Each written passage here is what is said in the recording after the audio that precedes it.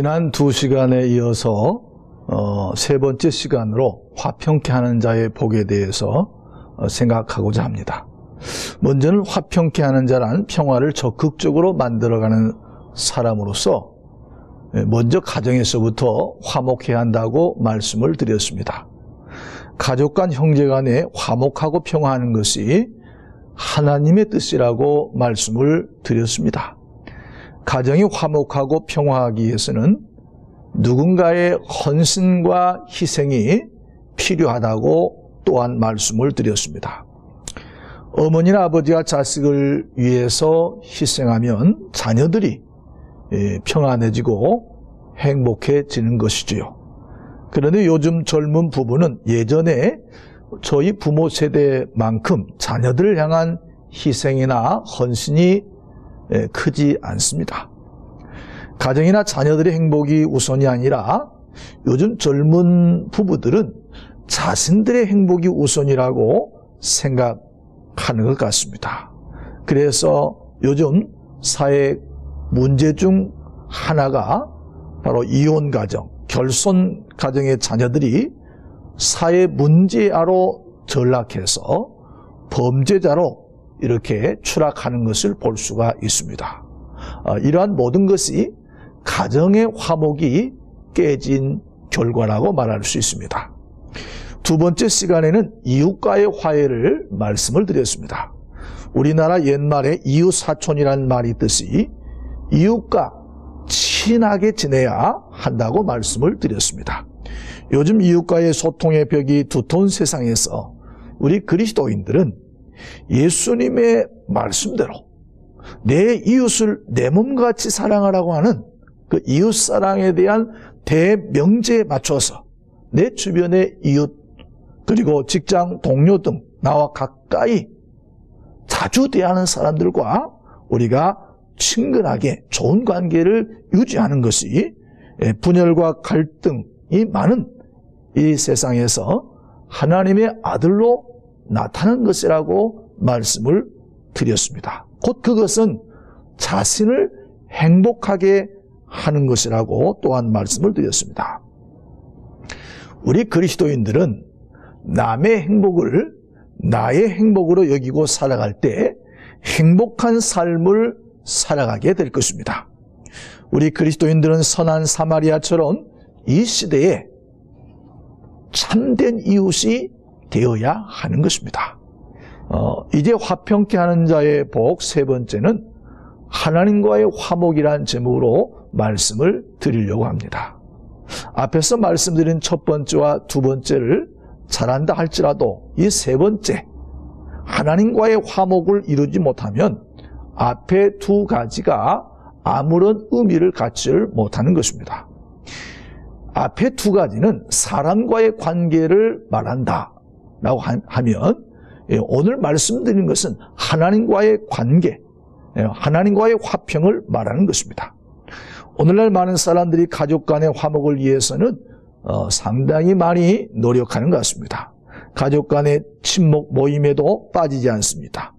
이웃과의 화평을 위해서도 애경사 문제에 적극적으로 참여함으로써 자신이 타인과 좋은 관계를 유지하려고 합니다. 그런데 문제는 이 인간과의 관계, 즉 수평적인 관계는 사람들이 너무 잘해요. 그런데 이 수직적인 관계, 하나님과의 관계를 오늘날 그리스도인들이 잘하지 못합니다. 인간과의 관계는 수평적인 관계보다도 더 중요한 것이 바로 수직적인 관계, 하나님과 나와의 관계인 것입니다. 사람들은 수평적인 관계를 좋게 하기 위해서 앞서 말씀드린 대로 애경사, 이런 모임에 심지어 그리스도인들조차도 자신의 신분을 숨기고 술자리에 아주 자연스럽게 참여함으로써 그들과 같은 한 동료라는 모습을 보여주는 것 같습니다. 보이는 사람과의 관계는 오늘날 사람들이, 크리스찬들이 중요시하면서 보이지 않는 하나님과의 관계를 별로 그렇게 중요시하지 않게 소홀하기 때문에 하나님과의 관계, 소통이 깨질 수밖에 없습니다. 어떤 사람이 크리스찬입니까? 보이지 않는 하나님과의 관계를 중요시하는 사람입니다. 이 사람은 사람의 의식이 중요한 것이 아니라 하나님이 자신을 어떻게 보느냐가 더 중요한 사람입니다. 실존주의 철학자인 키에르케고르의 말을 빌리면 신 앞에 홀로 단독자다. 신 앞에 선 단독자라고 하는 말을 썼습니다. 칼빈은 꼬람떼오, 하나님 앞에서 라고 하는 말을 사용했습니다. 여러분들, 우리는 하나님과의 관계를 중요시하는 사람입니다. 그게 그리스도인인 것입니다. 그렇기 때문에 하나님과의 관계를 중요시하는 그리스도인들은 민감하게 반응하는 것이 있는데 그것은 죄의 문제인 것입니다. 죄를 멀리할 수밖에 없습니다. 그 이유는 우리가 죄를 부면 하나님을 가까이 할 수 없기 때문에 그렇습니다. 아담과 하와가 에덴 동산에서 쫓겨났습니까? 죄를 지었기 때문입니다. 죄가 무엇입니까? 하나님의 말씀에 불순종하는 것이 죄인 것입니다. 하나님께서 에덴 동산에 있는 모든 열매는 따먹을 수 있지만은 동산 중앙에 선악을 알게 하는 선악과는 따먹지 말라. 그걸 따먹는 날에는 정령 죽으리라. 이렇게 하셨는데도 아담이 하나님의 말씀을 소홀히 하고 사탄의 말에 속아서 선악과를 따먹고 그 결과 영원한 저주와 심판을 받게 되어지고 에덴 동산에서 쫓겨났습니다. 하나님과의 관계가 깨지게 된 것입니다. 죄를 짓고 난 이후에 벌거벗은 자신의 모습을 발견한 이 아담에게 하나님께서는 여러분들 가죽 옷으로 그들의 수치를 덮어주셨습니다. 가죽 옷이라고 하는 것은요, 그냥 주어지는 것이 아니죠. 그것은 양이나 염소, 즉 동물의 희생이 있어야 하는 것입니다. 하나님께서는 하나님께 불순종하고 범죄한 인간을 버리지 아니하시고 이 동물의 희생을 통해서 하나님께서 그 관계를 회복시키기를 원하신 것입니다. 성경은 이 동물을 상징하는 이 예표가 바로 어린 양이신 예수 그리스도를 미리 보여주는 것이다 라고 이렇게 말씀하고 있습니다. 즉 하나님과의 화해는 인간의 노력, 공로, 수단, 선행 이런 것들은 하나님이 아담에게 입혀주기 전, 가죽옷을 입히기 전 인간이 스스로 나뭇잎으로 가렸던, 자기 수치를 가렸던 거와 같은 것입니다. 돌을 닦아서 선행을 해서 우리의 수치를 가릴 수가 없다는 거죠. 하나님께서는 인간과의 깨어진 관계를 회복시키기 위해서 레위기서의 제사 제도를 명하셨습니다. 하나님께 불순종하고 범죄한 인간은 하나님께서 보여주신 이 제사 제도를 통해서 화해와 속죄 그리고 용서의 길을 하나님이 보여주신 것입니다. 우리가 아는 대로 제사 제도라고 하는 것은 인간이 신에게 나아가는 방법입니다. 제사라고 하는 것은 고대로부터 있어 왔던 것으로서 이방인들에게도 자신들 나름으로 자신의 신에게 제사를 통해서 나갔던 그런 흔적들이 남아 있습니다. 하나님께서는 이방인들의 제사와는 달리 구체적으로 제사에 대해서 아주 상세하게 성경에 기록되어 있습니다. 그 제사를 통해서 인간은 하나님과 화해할 수가 있었던 것입니다. 그런데 제사의 종류가 5가지죠. 첫째, 번제가 있습니다. 이것은 불로 태워서 드리는 제사인 것입니다. 둘째는 소제가 있습니다. 이것은 밀가루를 불로 태워서 구워서 빵을 만들어 드리는 것입니다. 셋째는 화목제가 있습니다. 이것은 소나 양이나 염소를 완전히 태워서 하나님께 드리는 제사로 이것이 바로 하나님과 그리고 이웃과의 화평을 위한 제사 제도였습니다. 그리고 속죄제와 속건제가 있습니다. 이 시간 우리가 살펴보고자 하는 것은 바로 세 번째 제사인 화목제사인 것입니다. 화목제의 제물에 대해서 레위기 3장에 자세히 나와 있는데요. 화목제물로서는요, 첫째, 흠이 없어야 됩니다. 소나 양이나 염소를 화목제물로 드릴 때는 흠이 없어야 되는 것입니다. 둘째는 소나 양이나 염소를 드리되 수컷이나 암컷이 상관이 없습니다. 그리고 하나님께 불로 태워서 드릴 때는 내장에 덮인 기름과 내장에 붙은 모든 기름, 두 콩팥과 그 위의 기름, 허리 쪽에 있는 것과 간에 덮여 있는 껍풀을 불로 태워서 하나님 앞에 제사를 드리는데, 이것은 바로 내장을 의미하기 때문에 이것은 바로 이 제사를 드리는 사람이 하나님 앞에 자기의 중심, 자기의 속 마음을 하나님 앞에 드려야 한다는 의미인 것입니다. 즉 예배하는 사람은 하나님과의 화평을 진정으로 원한다면 하나님 앞에 자신의 중심을 드려야 한다는 것입니다. 자신의 속마음을 하나님 앞에 바쳐야 하는 것입니다. 자신의 진실함을 하나님 앞에 보여드려야 하는 것입니다. 다니엘이 사자굴에 들어가면서까지도 자신의 신앙의 절개를 보여주었던 것처럼 말입니다. 그런데 화목제를 드리는 사람은요, 성경에 보니까 반드시 감사 예물과 드려야 됩니다. 레위기서 7장 13절에 보니까 또 유교병을 화목제의 감사 제물과 함께 그 예물로 드리되, 그러니까 하나님과의 화평 또 이웃과의 화평을 위해서는 감사 예물을 반드시 드려야 된다는 것입니다. 몸은 교회에 와 있지만 생각은 다른 곳에 있어서는 하나님과의 화평을 이룰 수가 없습니다.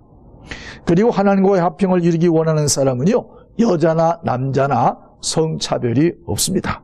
남자는 되고 여자는 안 되고가 아닙니다. 그리고 그 제물은요, 하나님 앞에 흠이 없어야 하는 것입니다. 구약에서 기본적으로 하나님께 드려지는 제물은요, 흠이 없는 것입니다. 저는 거나 병든 거 하나님 앞에 드릴 수 없습니다. 그리고 화목제물이 드려지고 난 이후에는요, 그 고기를 하나님께 드릴 뿐만 아니라 제사장 그리고 이웃들과 함께 나누어 먹었다는 데 화목제사의 의미가 있습니다. 그런데 바로 예수님께서 우리를 위해서 예수님이 친히 화목제물이 되셨다, 이렇게 성경이 말씀하십니다.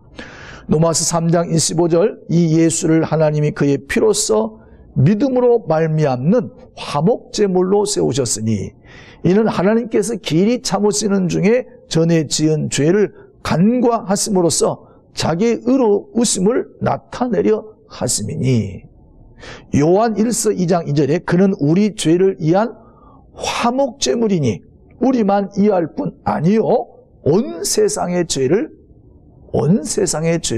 위할 뿐이라. 요한 1서 4장 10절에는요, 사랑은 여기 있으니 우리가 하나님을 사랑한 것이 아니요 하나님이 우리를 사랑하사 우리 죄를 속하기 위하여 화목제물로 그 아들을 보내셨습니다. 화목제물의 의미를 아시겠죠?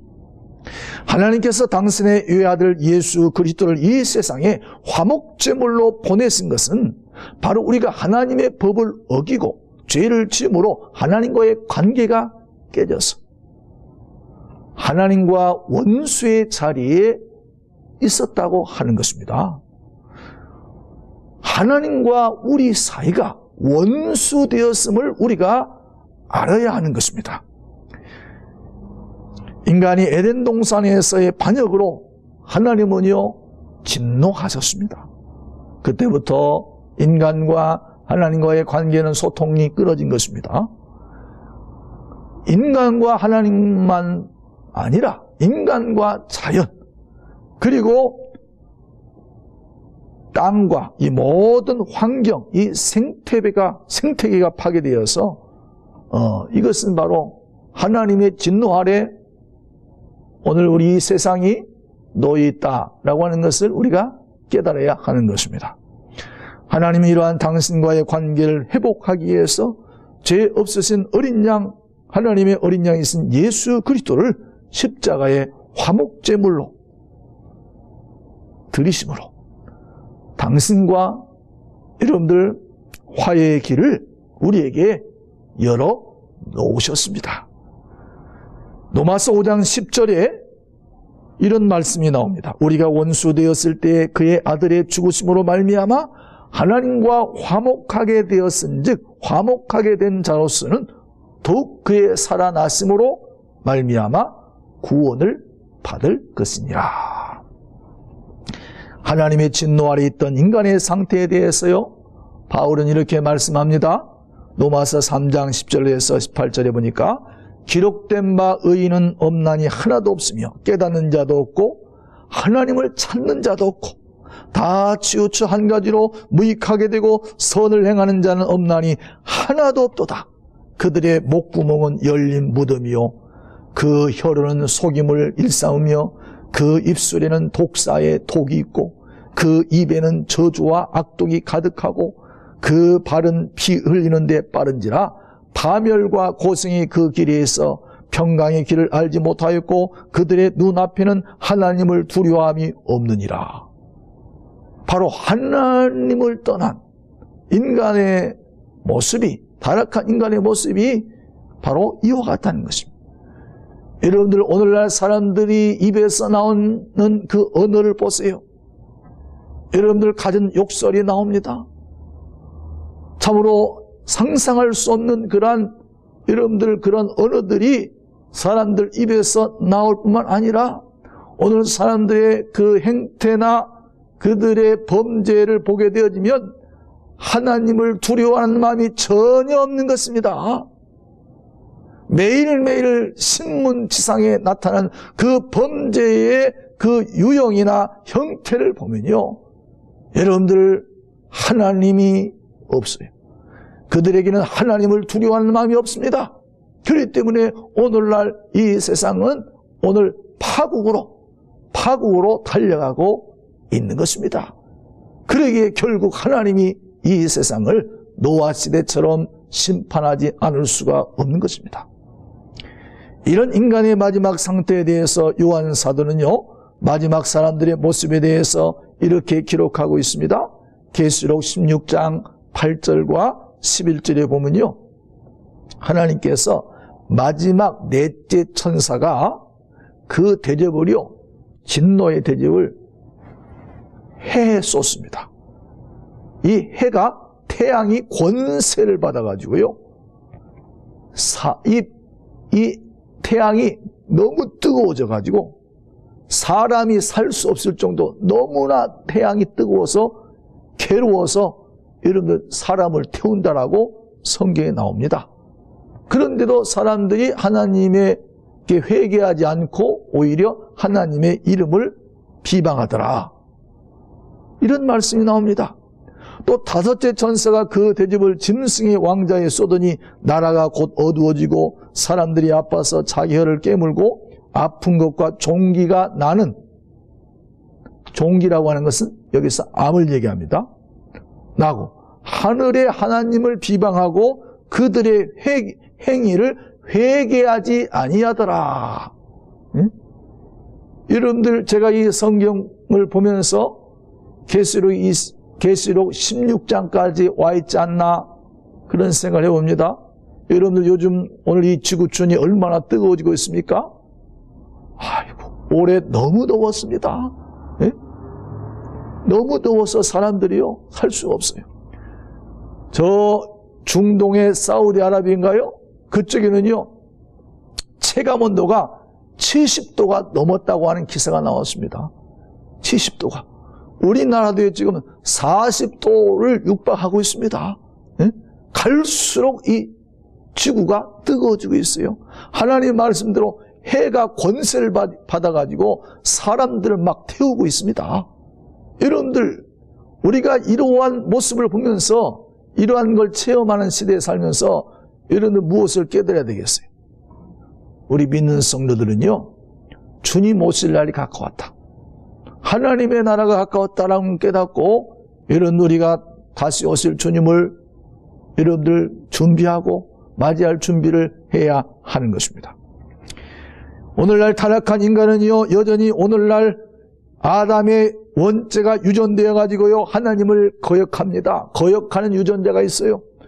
그리고 하나님을 대적하는 자리에 서 있습니다. 그래서 오늘날 인류의 문화와 역사는요, 하나님을 거역하는 문화와 문명만을 낳았습니다. 에덴 동산에서 타락하고 범죄한 인간은 여전히 하나님을 배제합니다. 그리고 창조주 하나님이 없는 세계만을 상상하고 추구하다 보니 인류는 마지막 심판에 놓여서 지구촌이 유사 이래로 폭염과 가뭄과 기근에 시달리고 있는데도 그 원인을 찾지 못하고 있는 것입니다. 앞으로 이러한 일들이 더욱 심하게 일어날 것이라고 성경은 말하고 있습니다. 여러분들, 21세기에 들어와서 이러한 기상이변이 더욱 많이 일어나는 것은요, 하나님을 대적한 결과 하나님의 심판이라고 하는 사실을 우리가 기억해야 하는 것입니다. 시편 2편 4절에 오면 세상의 군왕들이 나서며 관원들이 서로 꾀하여 여호와와 그의 기름 부음 받은 자를 대적하며 우리가 그들의 맨 것을 끊고 그의 결박을 벗어버리지 않는도다. 하늘에 계시니가 웃으시며 주께서 그들을 비웃으시리로다. 그런즉 군왕들아, 너희는 지혜를 얻으며 세상의 재판관들아, 너희는 교훈을 받을지어다. 여호와를 경외함으로 섬기고 떨며 즐거워할지어다. 그의 아들에게 입맞추라. 그렇지 아니하면 진노하심으로 너희가 길에서 망하리니 그의 진노가 급하심이라. 여호와께 피하는 자는 모든 사람은 다 복이 있도다. 여러분들, 오늘 우리가 하나님의 진노를 푸는 것이 중요한 것입니다. 하나님과 화해하는 길이 있습니다. 여러분들, 사람과의 화해도 중요하지만 더욱 중요한 것은 하나님과의 화해인 것입니다. 고린도후서 5장 20절에 그러므로 우리가 그리스도를 대신하여 사신이 되어 하나님이 우리를 통하여 너희를 권면하신 것 같이 그리스도를 대신하여 간청하노니 너희는 하나님과 화목하라. 욥기서 22장 21절에 너는 하나님과 화목하고 평안하라. 그리하면 복이 내게 임하리라 고 말씀하셨습니다. 어린 양이 쓴 예수 그들을 믿고 십자가의 은총을 받아들여야 하는 것입니다. 화목제물이신 예수 그리스도를 믿고 영접하는 것이 하나님의 진노를 푸는 것이며 하나님과 화해하는 유일한 길임을 믿으시기를 주님의 이름으로 부탁을 드립니다.